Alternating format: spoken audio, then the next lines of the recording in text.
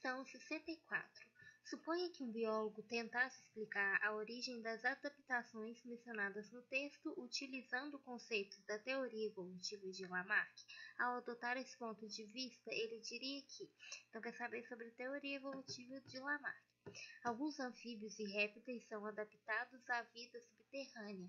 Nessa situação, apresentam algumas características corporais, como, por exemplo, a ausência de patas, corpo anelado, que facilita o deslocamento no subsolo, e em alguns casos a ausência de olhos.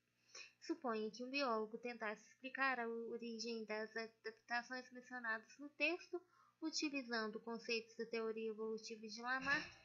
Ao adotar esse ponto de vista, ele diria que as características citadas no texto foram originadas pela seleção natural?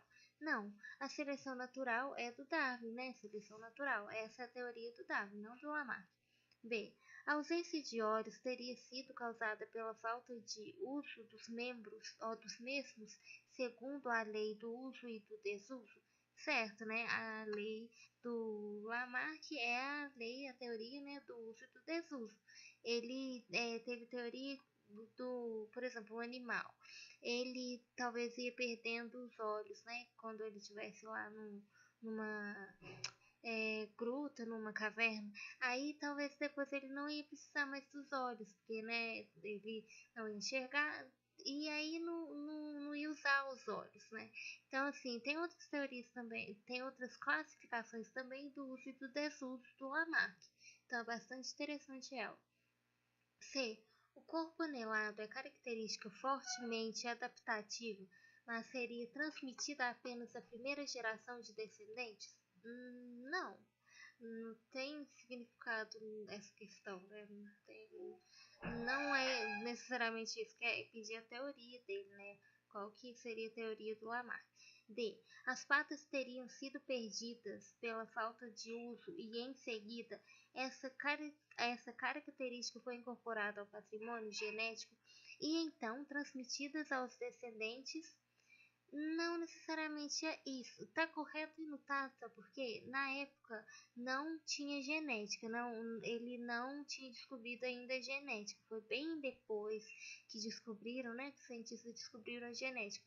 Aí, agora recente, né, poderia até existir essa questão.